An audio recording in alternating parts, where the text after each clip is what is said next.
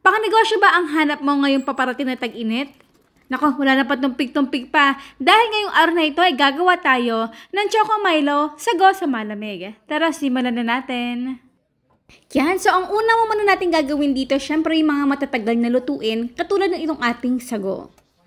Mas pinili ko talaga na lutuin yung mga maliliit kasi gagamit tayo dito ng straw at hindi na tayo hassle sa pagsipsip dito, diba? Kaya mas maliliit, mas maganda. Lutuin lang ito for 10 minutes, patay na natin ang apoy at hayaan lang yung sago na nakababad sa ating mainit na tubig habang gumagawa naman tayo ng isa pang ingredient natin gagamitin. At ang ating next na gagawin ay jelly at ito ang napili kong flavor dito ay coffee.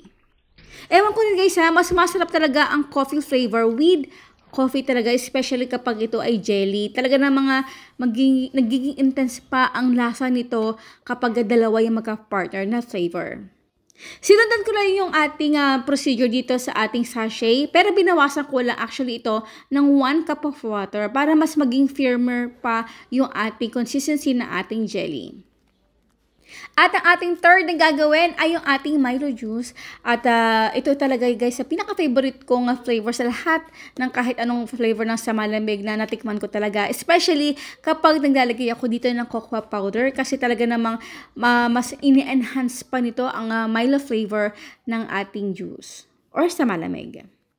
1 litrong gatas ang ginamit natin dito at dahan-dahan talaga natin dapat ilalagay ito sa ating garapon ng may cocoa powder. Kasi hydrophobic ito, yung mahirapan ito nga mag-combine or blend each other. Wow, blend each other. Kaya paunti-unti lang dapat. Nalagay din ako syempre dito ng tubig. Again, haluin itong maigi hanggang sa mag-well blend na yung ating mga ingredients.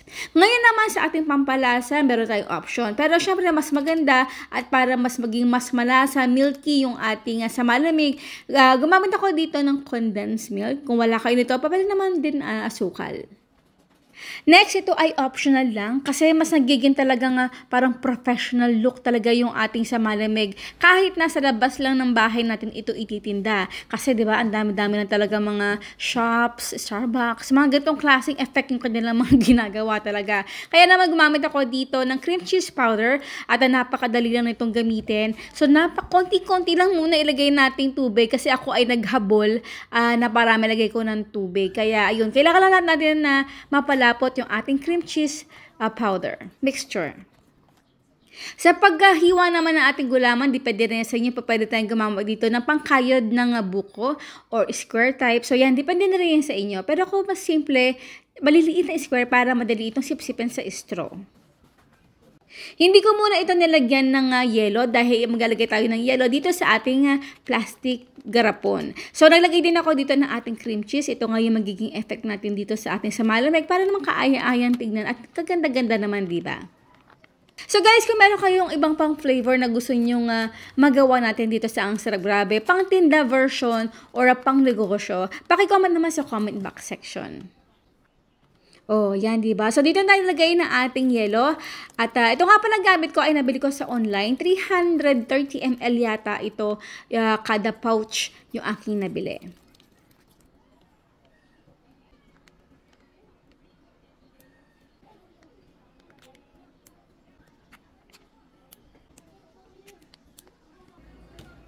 Oh, di ba? Napakadali lang. And now is done our pangnegosyo, pangtinda na Choco Milo Jelly sa malamig. Aba, syempre, bago tayo magtikiman portion, ang tanong ni Ma'am Shirley, ano kayang tawag doon sa lalagyanan na ginamit natin dito? Di ba? Napaka-cute. Tamang-tama talaga pangnegosyo. Syempre, ang inyong sagot sa comment box section. Kain po tayo. Wow. Sarap.